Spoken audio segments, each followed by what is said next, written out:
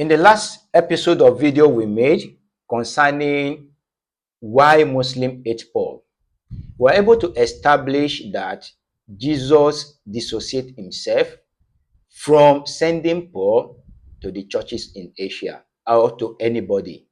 Jesus, we are able to establish in the book of Revelation chapter 2 verse 2, commending the Ephesians for rejecting Paul, though he did not mention him by name, but he said those people that came to them claiming to be apostle, and nobody, no other person went to the Ephesians to claim this except Paul and his associate. So we are able to establish that Jesus rejected them, and also able to understand that even the disciple of Jesus never referred to Paul as the apostle of Jesus.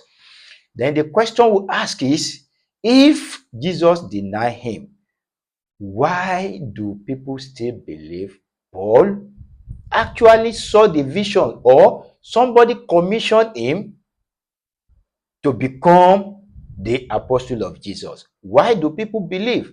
So in this video, we will be scrutinizing the vision of Paul. Paul is one of the apostles of Jesus. He's one of the apostles of Jesus who helped spread the gospel through many non-Jewish lands, the Gentiles.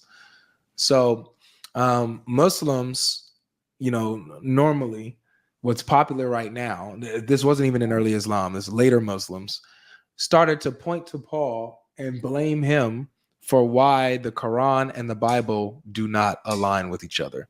They say that Paul came in and corrupted the message of Jesus and, infiltrated the church and lied about the religion and tricked everyone into believing things that Jesus never taught, which is why now, the Bible is messed up. This is what the Muslims today say.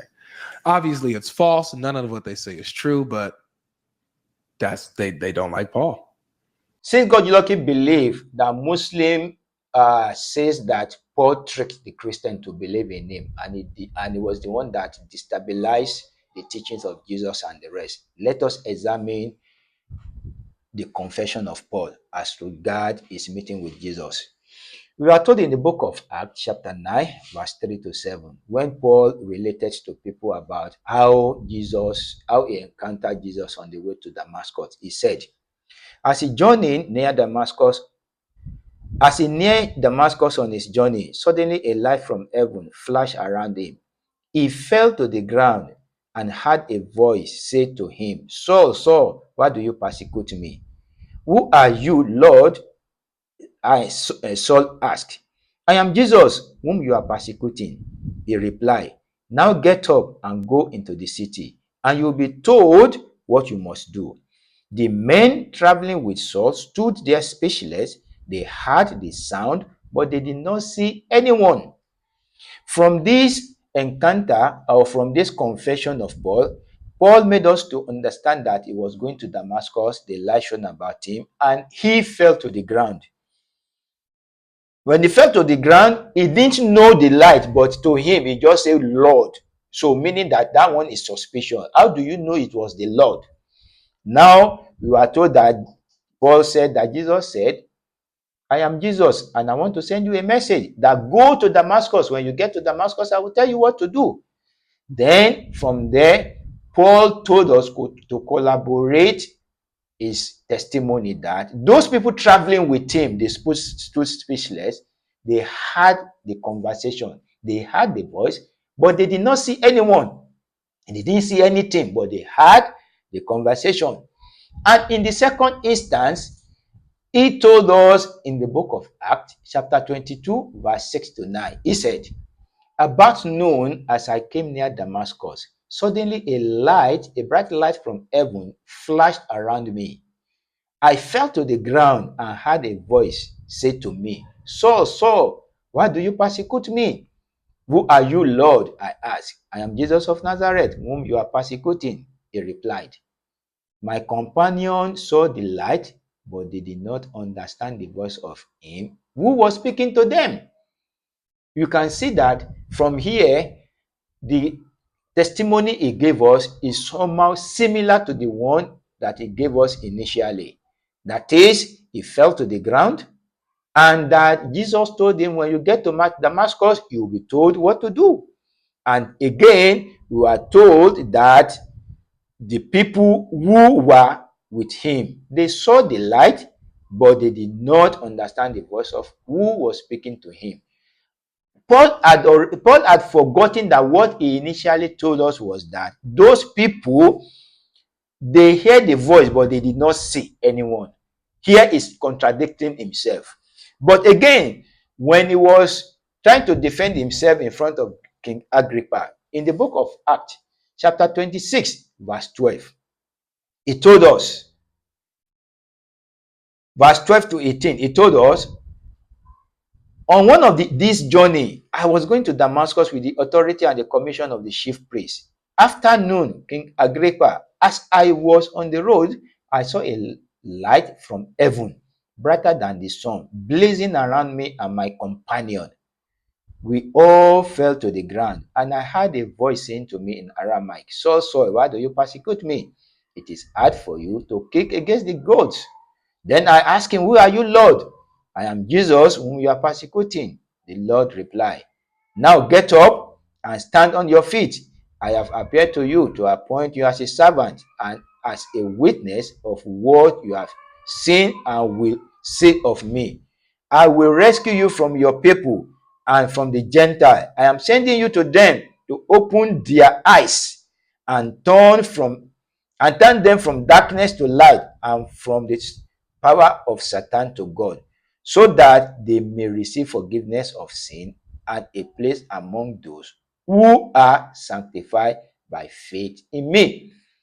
This is another confession. So he has come up with 3 testimonies. And those 3 testimonies, they all disagreed. In the first 2 testimonies, Paul told us that Jesus said, when you get to Damascus, I will tell you what to do. But here, Jesus was telling him on the spot what he was to do. In fact, in this particular series, Paul was telling us that Jesus said he has sent him to both the Jew, that is my people, and the Gentile. He equally told us that when he fell to the ground, the light shone about him and those people that were with him. Initially, he was telling us that he was the only one that fell to the ground. But here he said it was all of them. And the question begging for answer is this. If Paul got blinded after this revelation, how come those around him were not blinded? Because we are told that they were the one that took him to Damascus. So we see that what Paul is telling us here is conflicting. It is what you can call lies from hell. When somebody comes and believes in Paul based on this testimony, it means that there's nothing the person cannot believe. If you go to this with this testimony to a law court to tell the judge that this is the evidence for you that Jesus appeared to you, then it is nothing but fraud.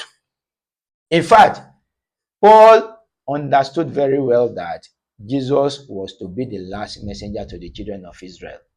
And somebody will come after Jesus that will be a messenger that will be sent to the Gentiles to open to the rest of the world.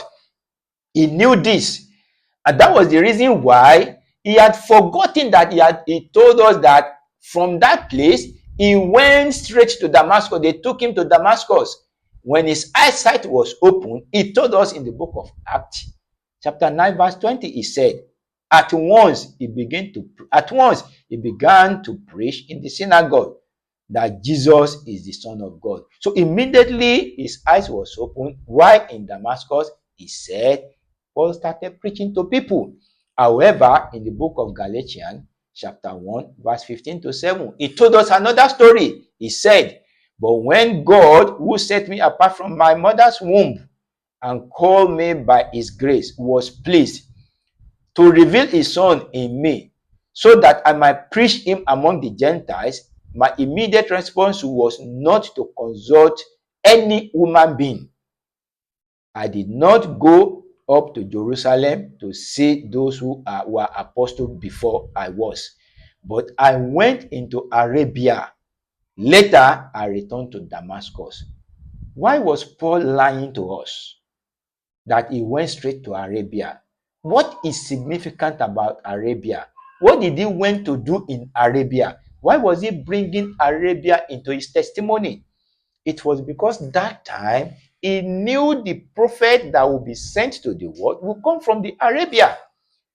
Even before the emergence of Prophet Muhammad sallallahu alaihi wasallam, the Jews in Medina have been telling the Arabs that the last prophet will come from them. Paul knew this. So he wanted to capitalize on that as a fulfillment that he is from Arabia, and he got it wrong. He lied to us that he went to Damascus preaching. Now he said before he started preaching at all, he first of all went to Arabia.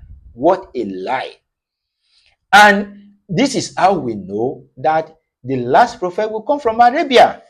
In the book of Isaiah, chapter 21, verse 13 to 17, there is a prophecy that says, a prophecy against Arabia. You caravan of Dananite, who camp in the thickets of Arabia, bring water for the thirsty. You who live in Tema, bring food for the fugitive. They flee from sword, from the drowned sword, from the bent bow, and from the heat of battle. This is what the Lord says to me. Within 1 year, as a servant bound by contract, will count it. All the splendor of Kedar will come to an end. The survivor of the archer, the warriors of Kedar, will be few. The Lord, the God of Israel, has spoken. What is the meaning of this revelation? This revelation predicted what we Muslims call Hijrah. That is the flight of the prophet from Mecca to Medina. The Kedar tribe, these are the sons of Ishmael. Tema, Kedar, Denanite, they are all sons of Ishmael. They are all Arabs. It is predicting, it's saying to us that the Tema will receive the fugitive from Kedar. Why do they flee? They were fleeing from those people that were oppressing them. And God promised that within the year of hiring, all those people that were persecuting the prophet, they are going to be few because they were also going to be converted to his message, which was fulfilled. So the emergence of the last prophet must come from Arabia. This prophecy must be fulfilled. Paul mentioned Arabia in order to cajole or trick people that he has been sent to both Gentiles and to the Jews. And when he found it difficult to convince the Jew, like the people of Ephesians, that he was not a messenger to Jesus, or he was not an apostle to Jesus, or that he was preaching against Moses, he concentrated his effort on the Gentile who knew nothing about the true God of Israel. This shows that the testimony of Paul as part of his apostleship is based on fraud. If you like this video, kindly like, share, and subscribe.